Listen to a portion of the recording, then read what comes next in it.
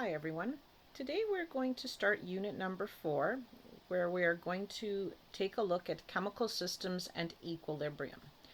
In our first section in chapter 7, we are going to introduce what is an equilibrium system and compare it to what we have been looking at thus far in our chemistry background.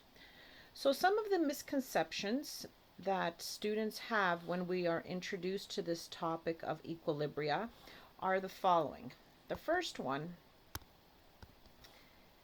is that we assume that the condition of equilibrium is equal to the concentration of the reactants and products.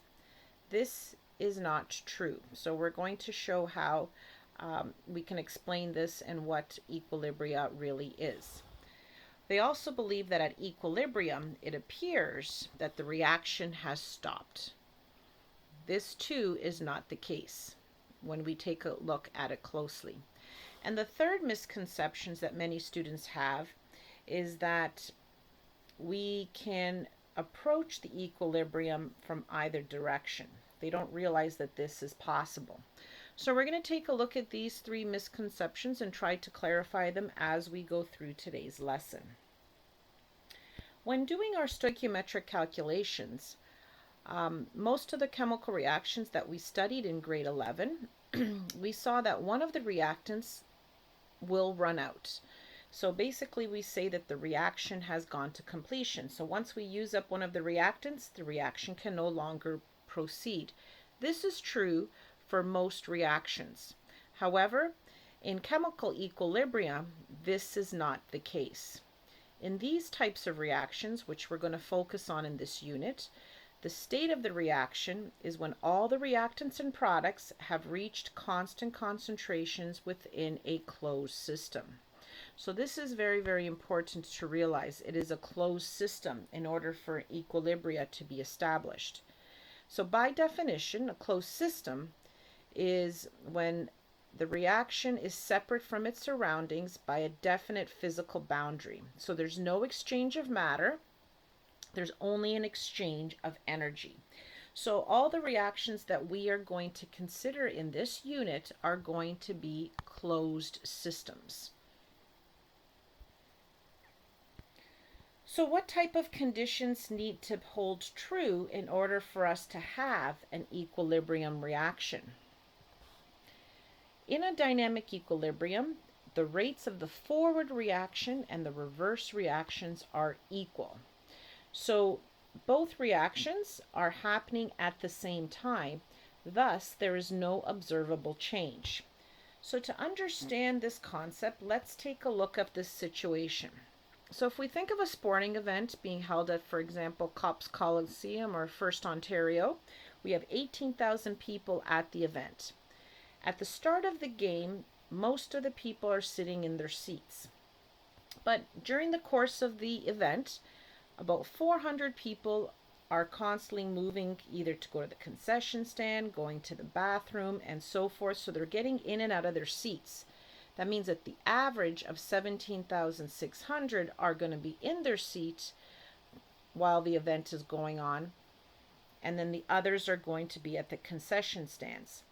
So the total amount of people in the actual stadium is still constant because we consider that a closed system.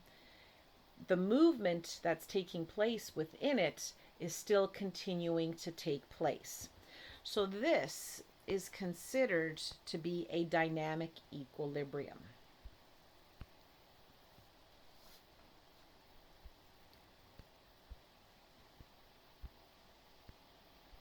Now, in chemistry, we like to use specific symbols to help us to identify when a chemical reaction is actually in equilibrium. So because the reaction is possible in both directions, we use arrows going left to right in the forward reaction, and when the arrow goes right to left, this is the reverse reaction. So what we do, which is most common, is the following. We combine those 2 arrows and put one on top of the other. Either with a full arrowhead or a half arrowhead is both acceptable. So if we take a look at this reaction here of carbon dioxide gas dissolving in water, is the forward reaction, and the reverse reaction is when the dissolved carbon dioxide is released as gas. All right, is the reverse reaction. So left to right is called the forward reaction, and right to left is called the reverse reaction. So that is the notation that we use.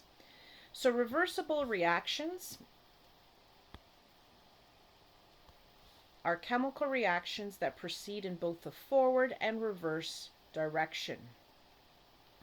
And so in a dynamic equilibrium, the reaction rates for the forward and reverse reaction are equal. So that means that the concentrations are constant in a constant ratio.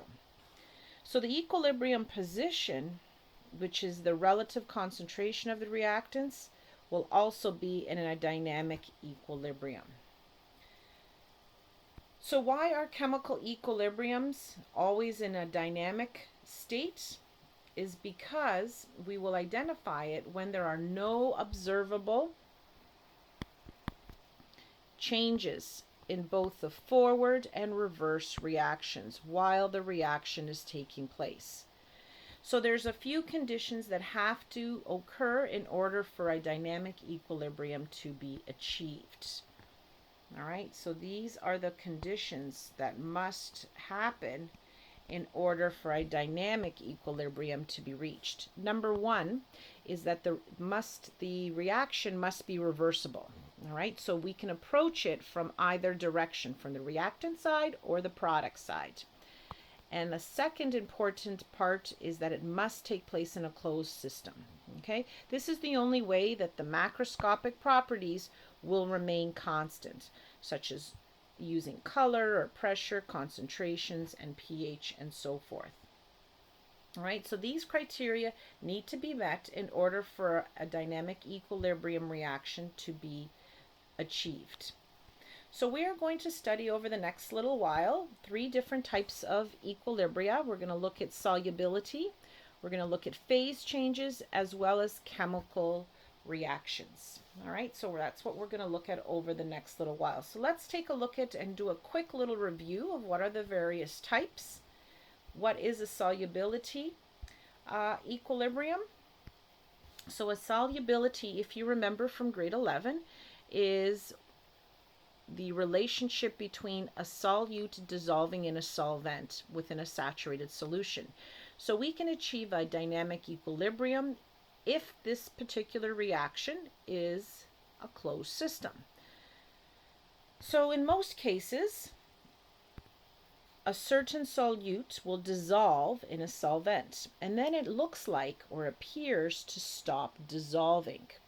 When this happens, we say that the solution is saturated.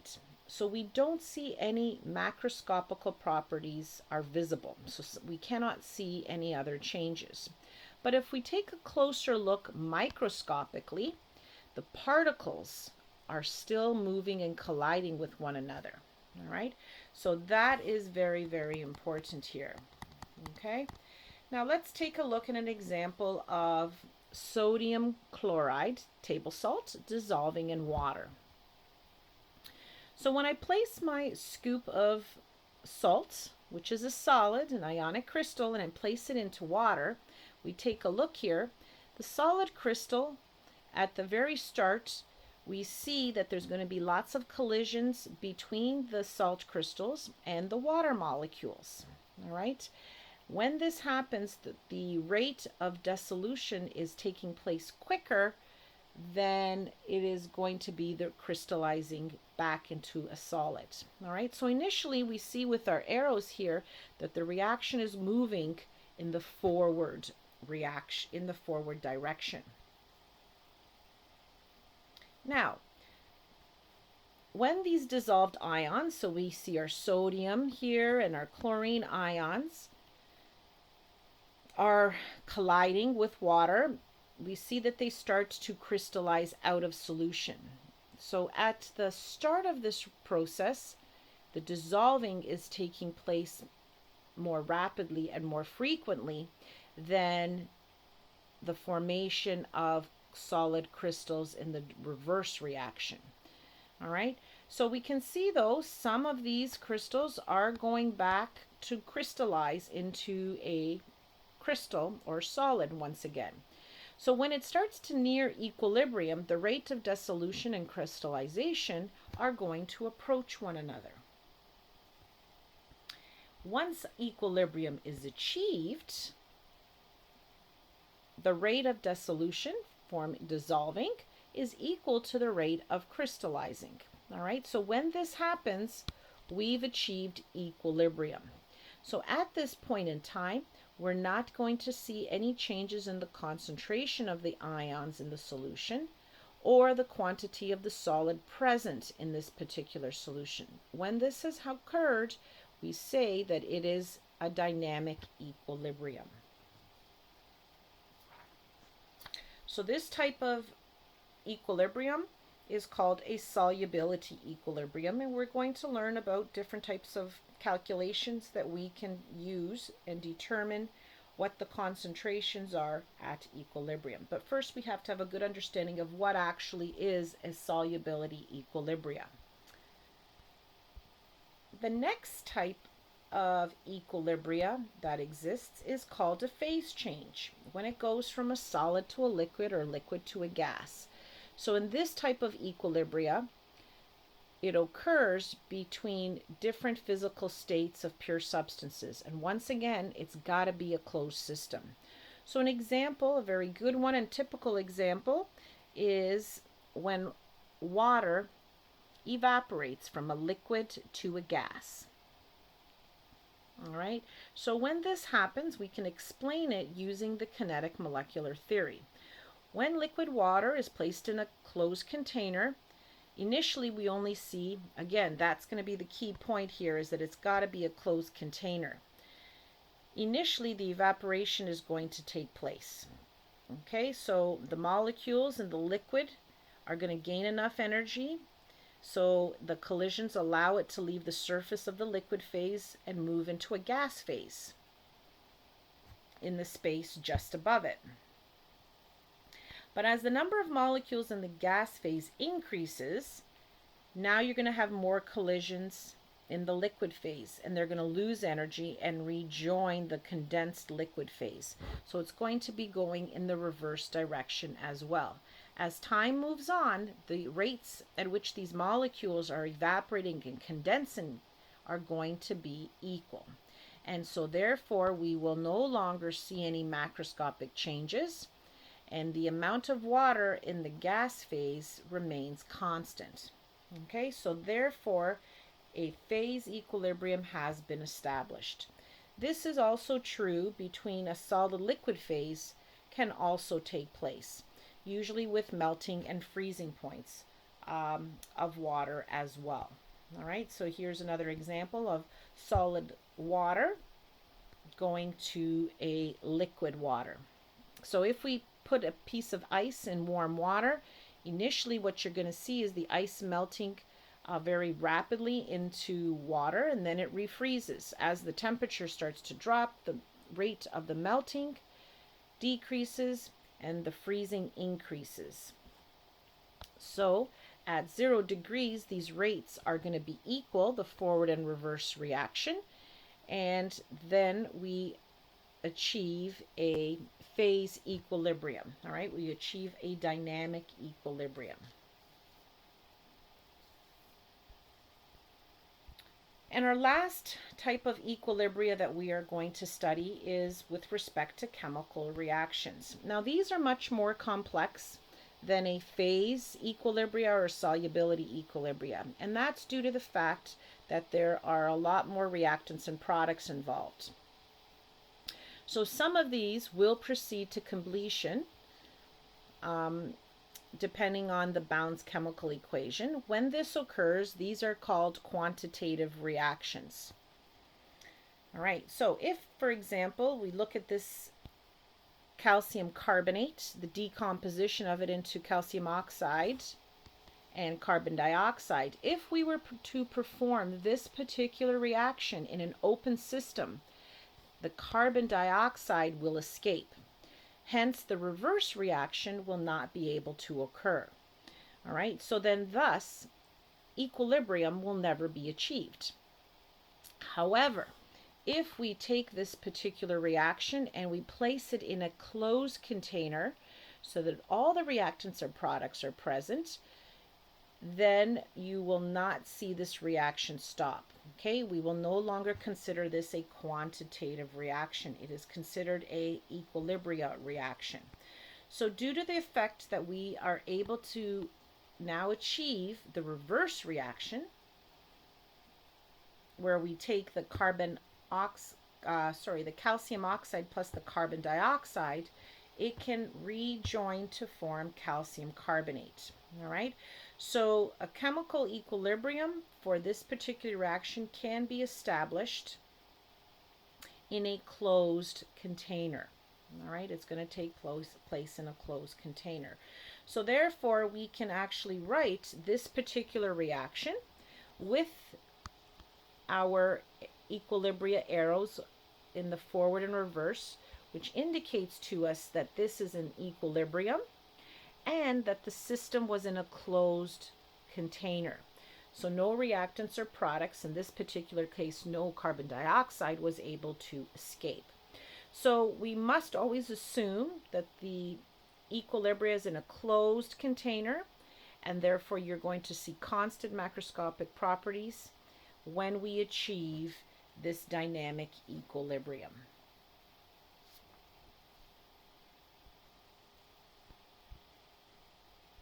All right, looking at another example where we've got the dinitrogen tetraoxide is decomposing into two nitrogen dioxide molecules, and they're in a closed container. So this container must be closed in order for this to establish a equilibrium. So you'll also notice graphically what is actually taking place here. So we simultaneously put both reactants and products on our curve. And so what you'll notice that at equilibrium, the concentrations of both reactants and products form horizontal lines. All right, so we see here both of these lines here are horizontal. And this is when we can see graphically, if we gather data over time, these horizontal lines represent equilibrium and that it has been established.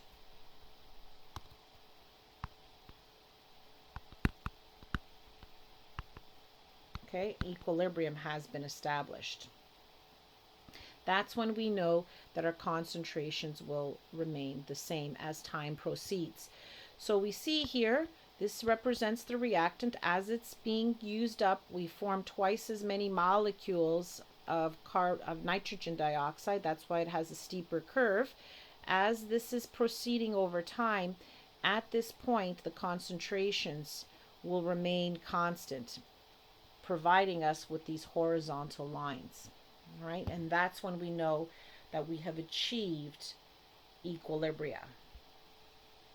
So the reverse reaction can take place, so it is a reversible reaction. All right, so this is the reverse reaction that's taking place. So if I started with a different amount from the product side, eventually the equilibrium concentrations will always be the same, irregardless of which side of the reaction we began with. So when we can achieve equilibrium in both the forward and reverse reactions, we know that this reaction then is a reversible reaction, all right, because it can be tackled from both sides of the equation. So looking at some of the data that we use to graph the decomposition and forward reaction, the relationship between the N2O4 and NO2, we performed two independent experiments. The first one, we start with the reactants, and in the second experiment, we start with all products. Once we see here that our data at equilibrium, those concentrations are the same, irregardless of the fact from which direction we started. So we can conclude then for all equilibrium reactions, the same equilibrium concentrations are going to be reached, regardless if we are approaching it from the forward or reverse direction. Very, very crucial. This is important in doing our calculations. So we need to do a little bit of a review of some stoichiometry and recall what we get from a balanced chemical equation. So we can actually determine the concentrations of reactants and products within a system, approaching it from either direction. And the coefficients are important in the balanced chemical equation to help us in determining the concentration at equilibrium. So what we normally use is called an ICE table in organizing our data. So ICE stands for, the I is for the initial concentrations of the reactants and products. This is before the reaction proceeds. C is going to represent the change in concentrations of reactants and products based on stoichiometric balanced equation. And E is going to represent the concentration of the reactants and products at equilibrium. So let's do some examples using these ICE tables. So let's look at our first example here, example number 1. If we consider the formation of hydrogen fluoride in the given equation, balanced chemical equation, we see that the reaction begins with 1 mole per liter of both the hydrogen and fluorine gas, and at the onset there is no hydrogen fluoride produced. We want to find out what are going to be the concentrations of hydrogen and hydrogen fluoride at equilibrium if the equilibrium concentration found of fluorine was found to be 0.24 moles per liter. All right, so how are we going to tackle this question? First step is always going to be to set up our ICE table.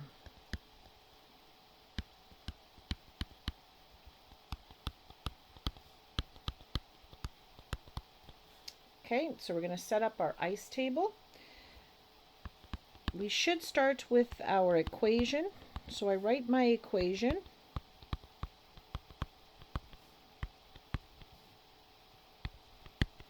And then I write the acronym ICE on the left-hand side.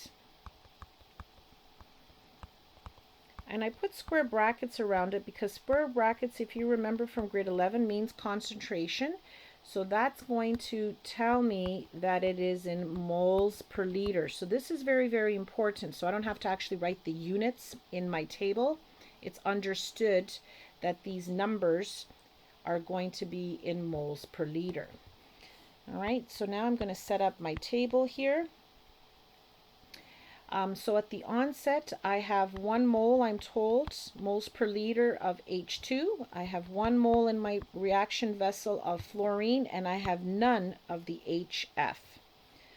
I am going to let X represent the change. The change in equilibrium. So you can choose any variable, A, B, C. We just like to choose X because normally that's what we use. And so this represents the multiples of how the balanced equation changes with respect to the reaction. So I've got X, it's decreasing with the factor of X. So my reactants are always going to be decreasing with the factor of X. And my product is going to increase with the factor of 2x. All right, so since this coefficient here 2, this is where the 2 comes from. My reactants are always being consumed, so they're decreasing, and my products are being formed, so therefore they're increasing. So therefore then, at equilibrium, it is 1.00 minus x, 1.00 minus x for both hydrogen and fluorine. And it is 0 plus 2x, which is 2x for HF, for hydrogen fluoride. Now in the question, we're told that they determined the equilibrium concentration of fluorine to be 0.24 moles per liter. So that's step 2. We're going to solve for the one that we know.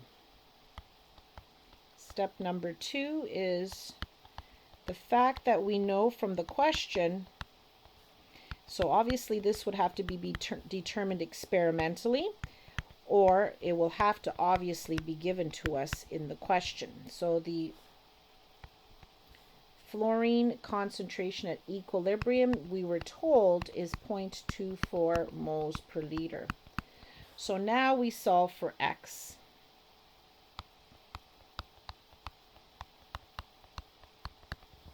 Okay, we're going to solve for X. So therefore, 1.00 minus X equals 0.24. All right, because that's what this here we know equals this number right here.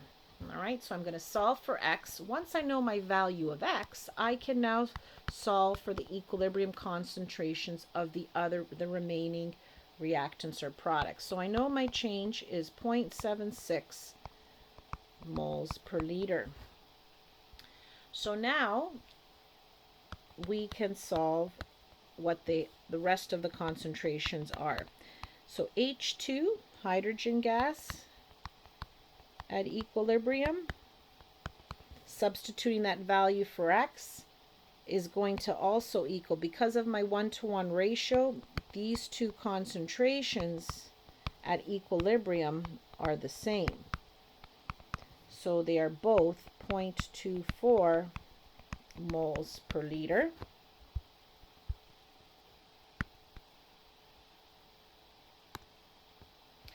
And to find the concentration of HF,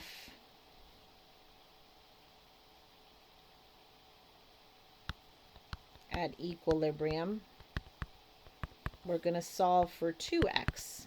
Okay, so this time I'm going to substitute for my X because I found X to be 0.76. So 2 times 0.76, and that is going to give me an answer of 1.52 moles per liter. All right, so now I have solved for the concentration of both hydrogen gas and hydrogen fluoride gas at equilibrium.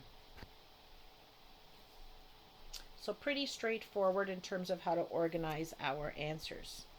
All right, let's do one more example. This time we're going to be using some graphical data. So again, we're going to look at the reaction involving ammonia, the decomposition into nitrogen and hydrogen. But notice in our question here, folks, it tells us that the amounts are in moles. We got 4 moles of ammonia, and it's placed in a 2-liter container, and it's heated to a particular temperature. We want to find out the equilibrium concentration. So don't forget, concentration, folks, is in moles per liter. So we got to use some of our knowledge from last year in terms of how to take these moles and volume and convert it into concentration. Okay, so step number 1 is we've got to find that initial concentration. All right, so that's going to be step 1, is from the graph we're going to find concentration. And so you need to recall, to solve for concentration, it's the number of moles over the volume in liters, if you remember that from grade 11. So very important formula to remember.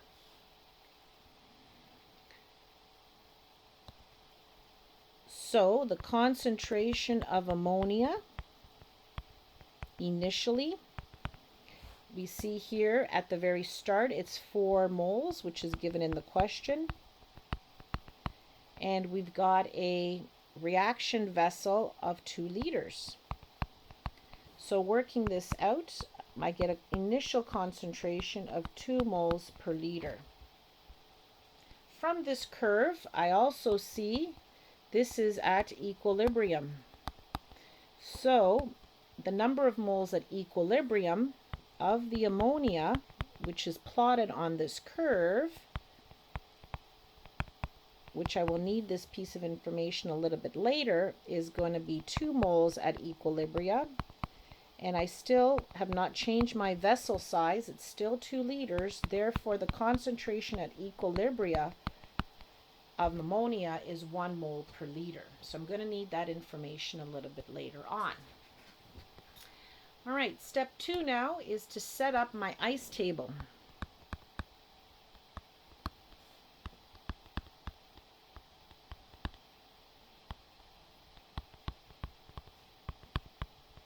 We're going to set up our ice table, and we're going to let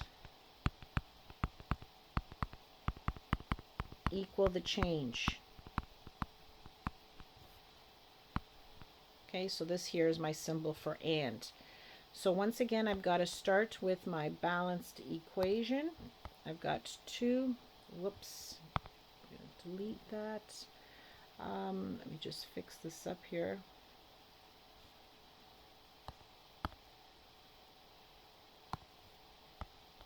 All right, I've got 2 ammonia,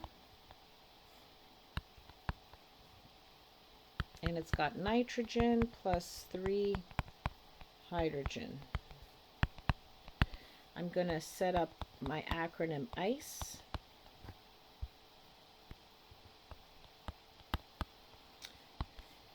And on the onset from my graph, I saw that I have 2 moles per liter of ammonia, and there is no product. That is always going to be our assumption unless otherwise specified. We have no products on the onset before the reaction begins. My reactants are going to decrease with respect to minus 2x based on the coefficient 2 here. My products are going to increase with respect to plus x for nitrogen and plus 3x for hydrogen.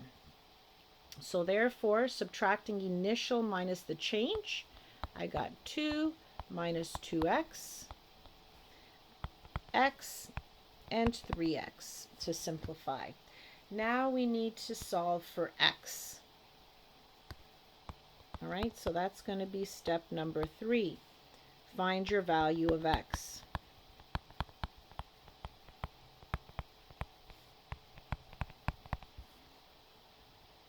Okay, by using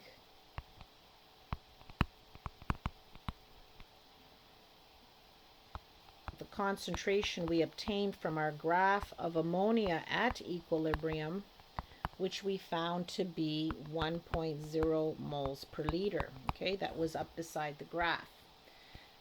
All right, so therefore,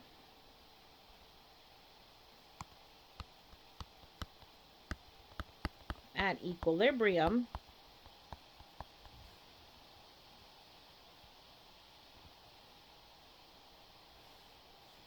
we can, sorry, I've gone on one step a little bit higher here. We haven't found them at equilibrium. I've got to first find what the value is of x. So I've got 2 minus 2x is equal to 1. So now I'm going to solve for x. Bringing the 2 over, dividing it by 2, I get a value of x to be 0.5 moles per.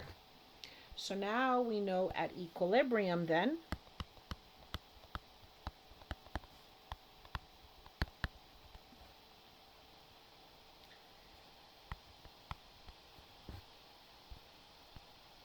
we see the concentration of ammonia, which we got directly from the graph,